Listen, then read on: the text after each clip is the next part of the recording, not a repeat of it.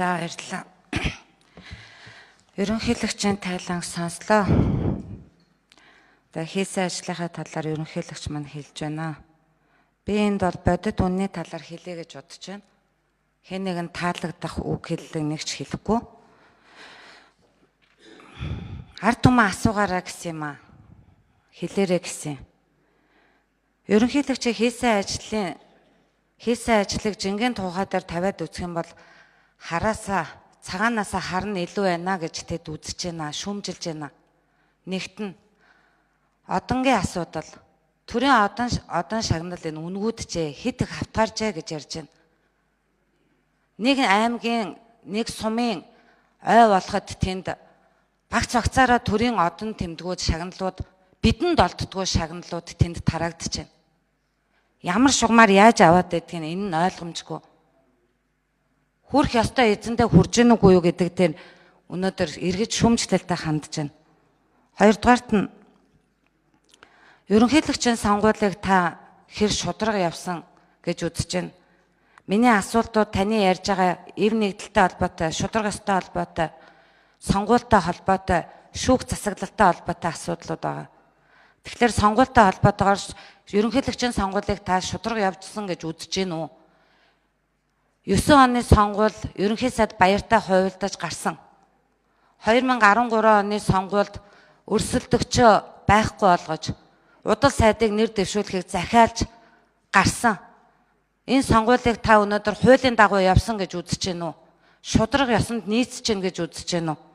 Гуравт нь уучлал үзүүлэхдээ ард түмэн улс их орны эрх ашигыг та хэр харж байна? Иргэд ярьж байна. Хүний аймнаас бүрлэгсэн хүнийг гаргаад дахиад хүн алчлаа гэж байна. Хүн бүр хууль шүүхийн өмнө тэгш эрэхтэй байна гэчгээд өнөөдөр улсад өчнөө хэмжээний хохирол үзүүлсэн хүмүүсийн шүүхийн эцсийн шийдвэр гараагүй байхад уучлал үзүүлж гин гэж ярьж байна. Хэвлэл мэдээллийн хэрэгслэр нэмд орж гишүүн захиалж ингэж орж ирж ярьдаг гэж хариуцлагатайгаар мэдгдсэн. Энэ хэлмэгдүүлэлт энэ зогсох болоогүй юу? Одоо Хиний захиалгаар дараа нь ингэж хэлмэгдүүлэх гэж байна вэ гэдэг асуудал. Ялангуяа энэ төрийн 3 өндөрлөг нэг намаас сонгогдсон энэ үед олон хуульч засгийн газраа байгуулсан энэ үед хүний өөрөнгөө нийлж өнөөдөр барьж хорж байгаа асуудлыг та шударгасанд нийцэж гин гэж үзэж байна уу? Дөрөвт нь үндсэн хууль ерөнхийлөгчийн тухай хуульд та бол төрийн тэргүүн эв нэгдийг илэрхийлэгч. Өнөөдөр эв нэгдэлтэй бай гэж та ярьж байна. Бодит амьдрал дээр эв нэгдэл гэж юм алга байна. Хууль хүчний байгууллагуудыг ашиглаж сүр хүчээр далайлгаж өнөөдөр өрсөлдөгчгүй болсон.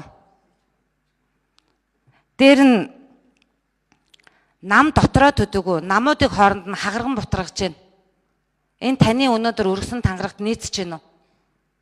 Нэг нь хуйлдаж унгаагаад нөгөөг нь даргаар тавьж байна. Их хэвслийн засгийн газар биш, шийдлийн засгийн газар биш. Элбэг доржийн засгийн газар гэж ард түмэн нэрлэж байна. Энийг та шударга ёсонд нийцэж гин гэж үзэж байна уу?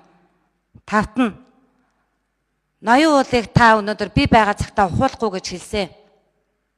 Одоо ухуулах гэж сууж байгаагаа та өнөөдөр шударга ёсонд нийцэж гин гэж үзэж байна уу? Зургаад нь эдийн засгийн реформ дээр та гутлаа оёод л интернетээр ингээл зараад л болж гин баялаг бүтээгчд гэж байна. Ийм амьдралгүй юм ярьж болохгүй ерөнхийлөгчөө. Тантай 2 удаа орж уулзсан.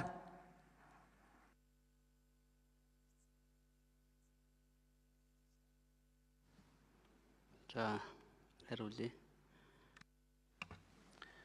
За, төрийн шагналтай холбоотой асуудал дээр энэ дээр нь өөрчлөлт хийе гэж байгаа.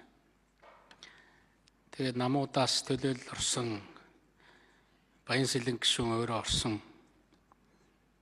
дэмжсэн гэж ингэж ойлгосон. Ер нь төрийн шагналтай холбогдсон асуудлаар ямар өөрчлөлт хийх вэ гэдэг энэ саналаа их хурлд өргөн барина гэж ингэж бодож байгаа. Уг нь бид нар яг нийгмийн тэр өөрчлөлтийн үед улс төрийн системээ өөрчилж байхдаа энэ асуудлаа давхар хамт шийдсэн болвол их тийм боломжтой шийдэгдээд явчих зөв жишг тогтоод явчих байсан л да.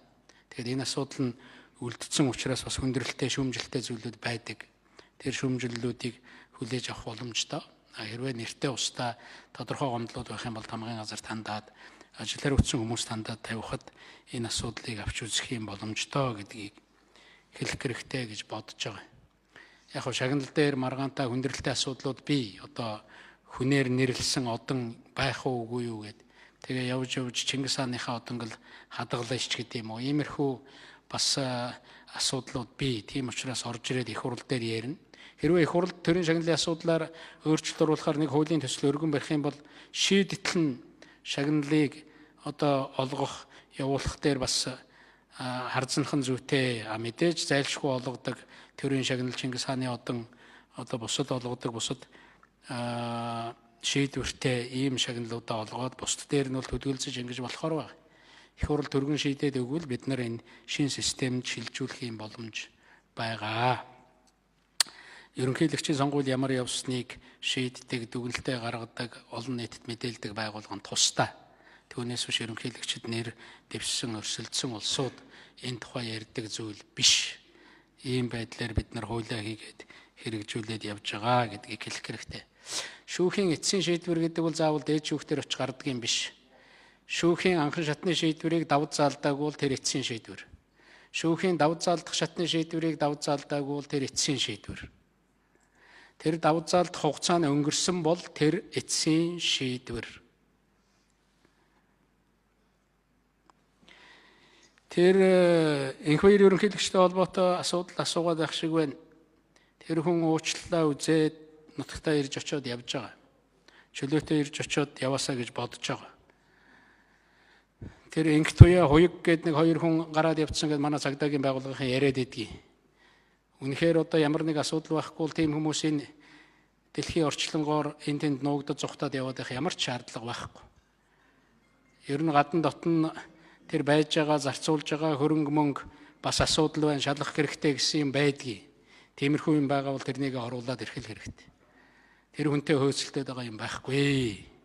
Зүгээр хэргийн тусгаарлагдсан шалгах шаардлагатай ээжтээс зүхтаад явцсан орж ирэхгүй байгаа тийм одоо улсуудын асуудал бий байх.